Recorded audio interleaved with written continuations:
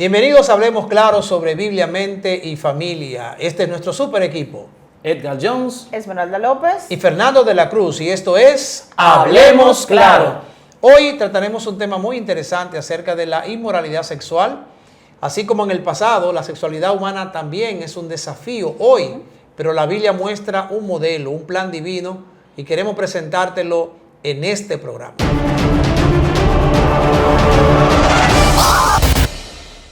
La Escritura dice, huyan de la inmoralidad sexual.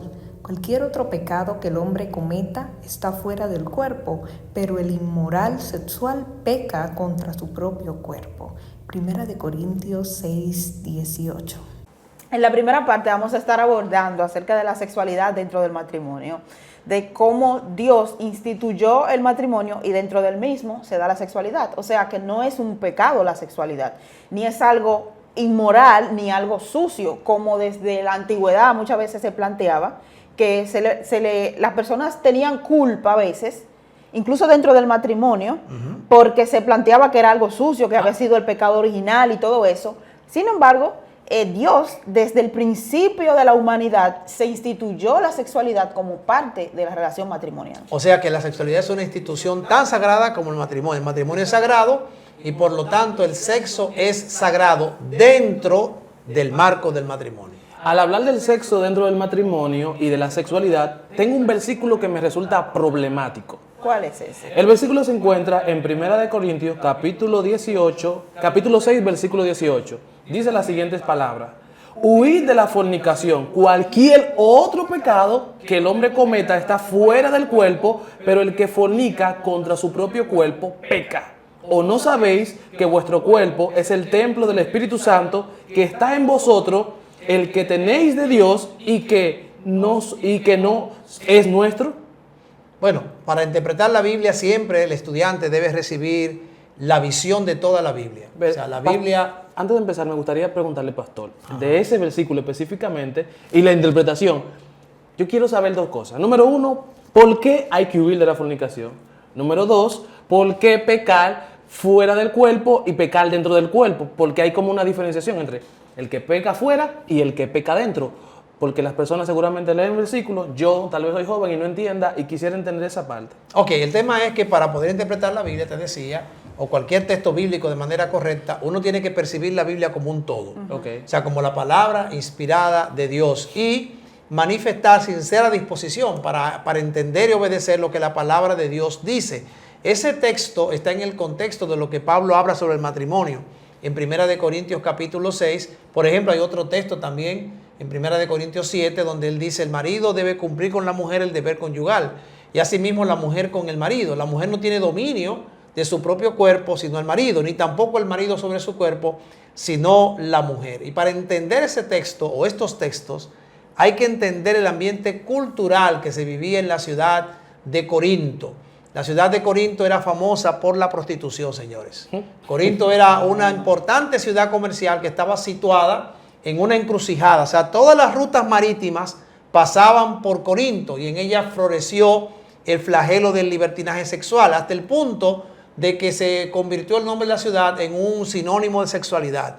Un término, un verbo, el verbo corintianizar, que significaba libertinaje desenfrenado. Para que tengas una idea, Edgar y Esmeralda, la prostitución era tan fuerte allí que era parte de la religión. Ustedes saben que la diosa principal de la ciudad era Afrodita, la diosa del amor en su forma más inmoral, la diosa de la y fertilidad. desenfrenada. En el culto a Afrodita, Edgar, 1000 bellas jóvenes actuaban como prostitutas públicas ante el altar de la diosa, sostenida generalmente por extranjeros. Y eso obviamente generó un negocio que daba a la ciudad mucho ingreso seguro. Y con ese ambiente es que Pablo está escribiendo, huigan de la fornicación. La palabra que Pablo usa para fornicación es la palabra griega porneia. ¿A qué te suena esa palabra, Esmeralda? A pornografía. A pornografía. Pero es la misma palabra porneia que Jesús utilizó cuando él decía de que la persona solo podía divorciarse cuando alguien cometía fornicación, o sea, cuando cometía porneia. Pero no abarca solo lo que es el acto sexual propiamente dicho, sino que abarca cualquier tipo de práctica inmoral sexual. Y como ya Esmeralda había señalado, Dios crea la sexualidad dentro del contexto del matrimonio como una institución sagrada. Por eso, Pablo dice, cuando tú pecas con este tipo de pecado, estás pecando contra tu propio cuerpo. O sea, yo puedo cometer un acto, digamos que robar es pecado. Pero es contra mi prójimo. Yo sustraigo, exacto, es fuera del cuerpo porque afecta a otro. Pero cuando tú cometes un pecado sexual, te afecta a ti mismo porque rebaja la imagen de Dios en ti, la imagen sagrada que Dios dio o que Dios puso en la sexualidad. Es decir, que la inmoralidad sexual, el turismo, podríamos decir sexual, no es nuevo. O sea, yo que soy profesional en área precisamente lo que ocurría en Corinto era como una especie de turismo sexual. De turismo sexual. Tristemente. Y algo que me llama la atención en el jardín del Edén, cuando Dios le da al ser humano, al matrimonio, en este caso, el don de la sexualidad, era que Dios había dicho anteriormente que todo era bueno y que era bueno en gran manera. O sea, que Dios no está en contra del disfrute ni del placer sexual. Sí. De hecho, leía anteriormente que todo lo que había allí era bueno, placentero. O sea, que imagínate tú la vida sexual que tenían Adán y Eva. Claro. Sí, lo único que coloca un ambiente seguro y provoca y le coloca reglas claras. Por ejemplo, el matrimonio era entre una mujer y entre un hombre. Así es. Aparte de ser entre un hombre y una mujer, era un matrimonio que no admitía un tercero, un cuarto o un quinto. Cero poliamor o amor plural. No, ahí no estaba eso. Así es. De hecho, Dios estableció el matrimonio con la sexualidad en el matrimonio con 4 propósitos. El primero de ellos, la reproducción, que ya lo habíamos hablado en un capítulo anterior. Dios establece el sexo y dice, multiplíquense, llenen la tierra, reproduzcanse. Pero también lo estableció con el propósito de que la pareja experimentara intimidad. Ustedes saben que hay un aspecto de intimidad en la sexualidad entre un hombre y una mujer que no puede haber de otra forma. Porque de hecho usted no se le anda desnudando a todo el mundo. O sea, es un asunto muy secreto, se espera eso. Es muy privado. Y entonces usted se cuida de eso. Y cuando usted lo hace con alguien, está creando un lazo de intimidad único. Además, y lo que decía Esmeralda, el placer sexual. Eso no es pecado.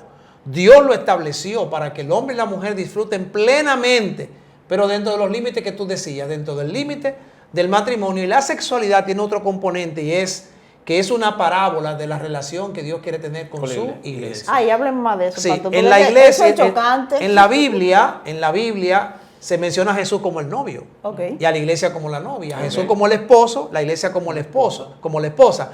Y presenta a un Jesús que cuida de su esposa, que la trata con cariño, porque el sexo no es solo el acto. De hecho, es bien sabido que la mujer da sexo para conseguir cariño, para conseguir afecto. Y el hombre da afecto para conseguir sexo.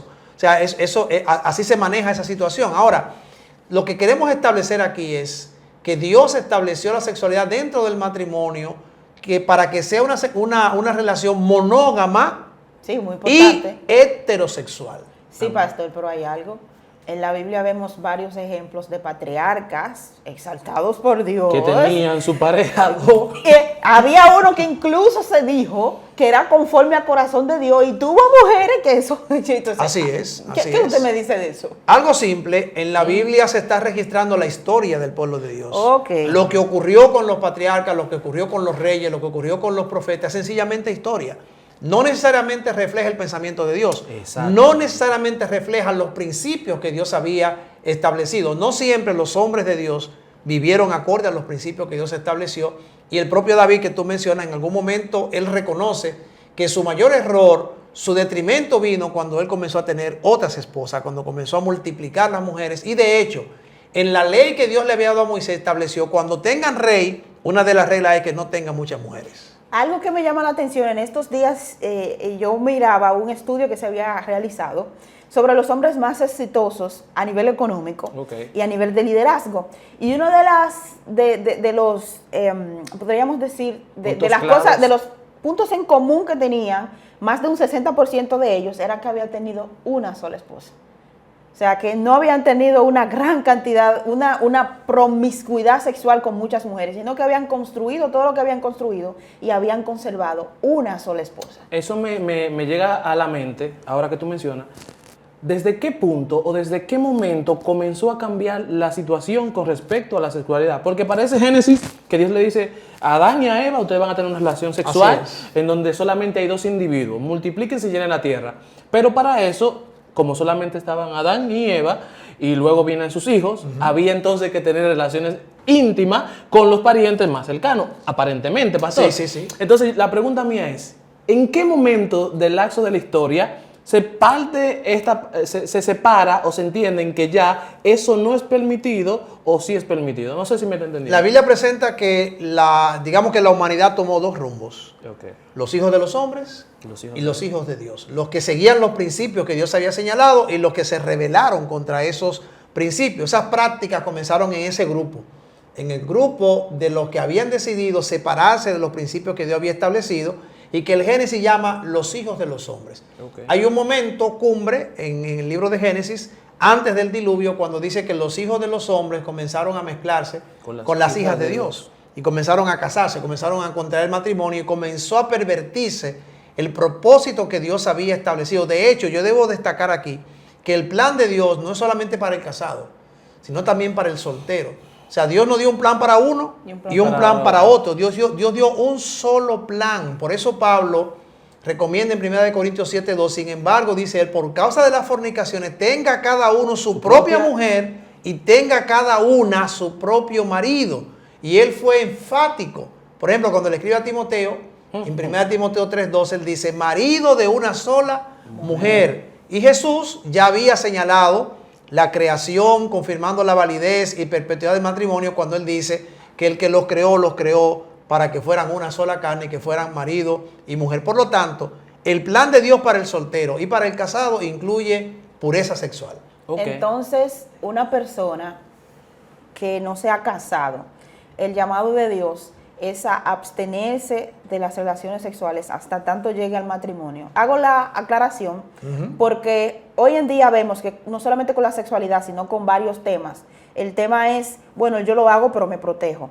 O, por ejemplo, si vamos a otro tema como el tema del aborto, es un tema sensible. Muy sensible. Muy sensible. Es un tema donde yo no tomo la decisión antes de, sino que ya después tengo el problema, entonces yo puedo deshacerme de. O sea, lo que la sociedad está proponiendo actualmente es no a yo primero hacer lo que debo de hacer o planificarme. Tener medidas claras. Hay una palabra clave, ahí la psiquiatra Marian Rojas, hay una palabra clave, se me fue, donde ella dice, donde tú... Te voy a ayudar, Esmeralda. O sea, la idea básicamente es que antes del placer está la sobriedad, están los valores. Por eso es que Pablo recomienda, fíjense que Pablo se presenta a sí mismo como alguien soltero, pero que tiene autocontrol. Exactamente. O sea, yo puedo vivir soltero y con autocontrol, pero él recomienda, pero si tú no tienes el don de continencia, cásate. Porque es mejor casarte que estarte quemando. O sea, el matrimonio debe ser santo, debe ser puro, debe ser exento de cualquier práctica inmoral, incluso aunque la sociedad la acepte, como tú decías, como ocurría, Edgar, en la ciudad de Corinto. Por eso es que Pablo manda al marido entender que su cuerpo no es de él, sino que es de la mujer, a la mujer entender que el cuerpo no es de ella, sino que le pertenece a su marido. El matrimonio es un pacto santo con derechos y con deberes, y derechos y deberes sexuales. Cuando Pablo habla del deber conyugal, reitero, eso está regulado por la ley de Dios. O sea, no diga que yo vengo ahora y digo, bueno, como eso es mío, o al revés, que las mujeres muchas veces lo utilizan como una especie de negocio, porque le dicen, bueno, si tú no me haces esto, no me resuelves aquello, entonces yo no te voy a dar aquello. Sin cenar. Y lo ponen ayuna, y lo pone de castigo, cuando en realidad Dios no estableció así. De hecho, cuando la Biblia habla del lecho sin mancilla, y la mujer juega con eso, manipulando al hombre, está mancillando el lecho. Está mancillando el lecho matrimonial. Y Pablo advierte a los corintios fuertemente que no imiten el ejemplo de Israel en el desierto. Él dice, por causa de la fornicación, en un día cayeron muertos 23,000. O sea que es un asunto serio. Y con relación a lo que usted mencionaba, a la protección o a la pureza, porque muchas personas entienden que pureza es no tener relaciones sexuales. Me explico. Usted puede no tener relación sexual y ser una persona totalmente impura. comentaba una situación con alguien y me mencionaba que estaba constantemente mirando a personas y que lo desnudaba con la mirada. Y yo diría, pero óyeme, tú no estás teniendo una relación sexual, pero tú estás encuerando a la gente con lo que tú estás Eso viendo. se llama lujuria. Es que ya Jesús lo dijo Entonces, también, Edgar. se llama lujuria. Jesús dijo, Tú- cualquiera que mire a una mujer para codiciar. para en su codiciarlo, corazón, ya pecó. ya con eso Ya pecó. pecó. Y es bueno que pongamos los pies sobre la tierra porque normalmente las charlas que se presentan en algunas iglesias con relación a los solteros hace referencia a que impureza sexual es tener relaciones sexuales. relaciones, pero algunas veces ver pornografía también es impureza sexual. Usted no está teniendo una relación, pero está participando Así del acto es. ahí. Así es. ¿Y De qué- hecho, ¿Y qué tú puedes decir de la masturbación? no, espérate que voy para allá. Voy Una para allá. cosa lleva a la otra. Voy para allá. Porque tú vas a estar mirando así, mirando y no haciendo nada. No, yo voy para allá porque de hecho la palabra que Pablo usa por ella no se refiere solamente a la fornicación en el acto sexual, sino que también se traduce como como cualquier tipo de perversión sexual. Eso incluye el incesto, incluye el abuso sexual de menores, las prácticas homosexuales, El la masturbación, masoquismo. la pornografía, el sadomasoquismo, cualquier otra práctica que se desvíe del propósito de Dios está incluida en esta palabra, y todas son en un matrimonio, son causa justa de separación o de divorcio. Entonces, pastor, eso quiere decir que esos mensajes que se envían con el ex, con la ex, pero claro. o con cualquier enamorado, Pero claro. y lo que te dicen, no, pero que yo nunca estuve con ella, o que yo nunca estuve Claro que con sí. él, o sea, eso está incluido Es ahí. adulterio. Es adulterio. Cuando tú tienes una conversación con alguien de tono sexual, de tono subido, con una amiga, entre comillas, Atención. y que se mandan mensajitos, un hombre que tiene su mujer o que tiene su novia, puede ser un muchacho que tiene su novia, ya fornicó, ya pecó, porque él está vendiendo sus afectos o poniendo sus afectos en el lugar equivocado. Ella fue muy claro y muy puntual. O sea, no es que yo no me acosté con él, o no es que yo no me acosté con ella, es que ya yo lo desnudé, que ya yo me lo imaginé, es que ya yo pequé. O sea, Ya pequé. Todo acto que viole directamente los principios bíblicos con relación a la pureza, aunque usted no haya tenido relación sexual, se considera como porneia o fornicación, pastor. Así es. Sabe que yo Así escuché, es. pastor, una anécdota, es bien pesada, de una chica que iba a donde su ginecólogo y le decía, no, yo nunca he tenido relaciones sexuales porque yo quiero llegar virgen al matrimonio. Y el ginecólogo le hacía más preguntas, pero hemos tenido relaciones sexuales. Oh, Sí, se han dado casos así, de Oh. personas que por llegar virgen, porque tengo que llegar virgen al matrimonio, tienen ese tipo de... Para que no hablen mal de ella o de él, o utilizan otro medio, otros no, orificios. el asunto es que la virginidad no tiene que ver con eso. Lo que tú decías, la pureza sexual no tiene que ver necesariamente con no tener relaciones sexuales. Exactamente. Tiene que ver con un entendimiento, con un respeto de tu propio cuerpo. El matrimonio, mis queridos, voy a decir esto muy claro, el matrimonio en sí mismo no es prueba de santidad. O sea, porque yo me casé, yo soy un santo y... No, porque dentro del matrimonio puede haber relaciones que tengan una clase de pasión tan baja que dañen lo que Dios estableció. De hecho, ninguna mujer, a veces hay mujeres que ayudan a su marido a autodestruirse, porque ellas le piden cosas y hacen cosas que están fuera de lo que Dios ha establecido. Y hombres que ayudan a su mujer a autodestruirse, porque ellos están mirando cosas por ahí y quieren practicar lo que están mirando por ahí. Por eso, la mejor decisión para un hombre y una mujer es concederse el uno al otro dentro de lo que Dios estableció Acuerdo, y huir de todo tipo de práctica inmoral. Pastor, usted mencionaba ahorita una de esas prácticas, y esas prácticas hablaba del sadomasoquismo. Usted mencionaba ahora específicamente que hay mujeres que llevan a su pareja a dañar su relación matrimonial, y yo digo que el masoquismo o el sadomasoquismo es una de ese tipo de actitudes que dañan el lecho que Dios ha preparado para que no haya mancilla, porque hay mujeres que necesitan ser agredidas hasta botar sangre para sentir una cierta satisfacción o una estimulación. Entonces, si el esposo no accede a ese tipo de cosas, dice, no, es que tú no estás en la cosa, es que tú no me comprendes. El problema es que la gente hace lo que ve. O sea, mucha gente está viendo cosas, está viendo Así series, hay unas películas, está hay viendo unas series. películas, está experimentando. Entonces, cuando ellos ven esas cosas, quieren trasladarla al matrimonio realidad. y pedirle al otro que participe eso. Por eso dije ahorita y lo voy a enfatizar. Muchas veces la gente cree, bueno, si se acostó con otra, adulteró y me voy a divorciar. Pero muchas veces cuando te maltrata, cuando te golpea, cuando quiere que tú tengas prácticas contrarias a la que Dios estableció, es una razón justificada para que tú abandones esa relación. O sea, la relación sexual aún dentro del matrimonio debe ser siempre consensuada. Debe ser consensuada. Que debe ser. también Si no se convierte en violación. Exactamente, porque también se veía, no, tú no te me puedes negar nunca. Y había pensamientos religiosos, bueno, yo espero que todavía que eso no exista ya, pero había un pensamiento bien arraigado, no, tú no te puedes negar nunca. Y muchos esposos usaban ese argumento para abusar de su esposa. Para abusar. Para abusar de su esposa. De hecho, es abuso sexual. Y también se cuenta como pornea. Se cuenta dentro de la categoría de la definición del término. Puede haber un divorcio por esto, específicamente, porque es fornicación, pastor. Definitivamente. Señores, este tema es muy amplio. Hay muchas prácticas, hay muchas cosas que podríamos decir. De seguro que ustedes tendrán preguntas y nos las pueden dejar allí, pero queremos ir cerrando ya. Antes de que cerremos, dele like, suscríbase a nuestro canal, síganos en esta página en YouTube, déjenos debajo sus comentarios. Y nosotros vamos a ir terminando dando algunos consejos finales para que usted pueda tener una sexualidad sana, como Dios ha establecido, y usted pueda huir de la fornicación y la inmoralidad sexual. Número 1, busque educación sexual adecuada. Asegúrese de recibir una educación sexual integral y precisa que le proporcione información sobre la importancia del consentimiento, de las relaciones saludables y del respeto mutuo.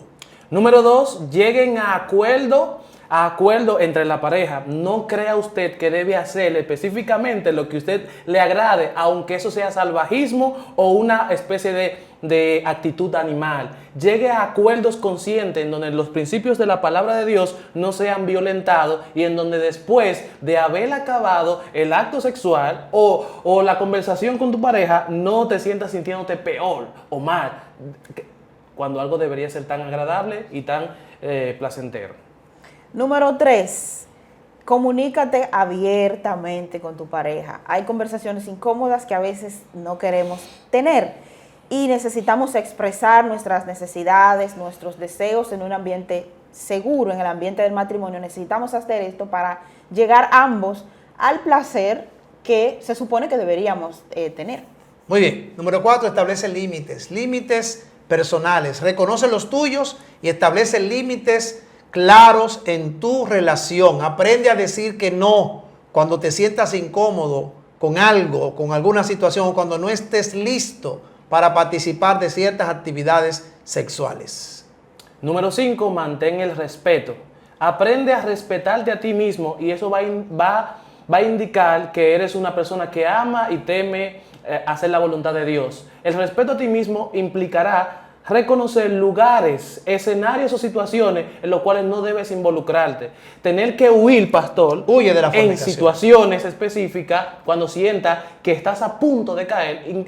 Eso demuestra una gran valentía y una fortaleza en las cosas del Señor. Por último, evita la presión y la coerción.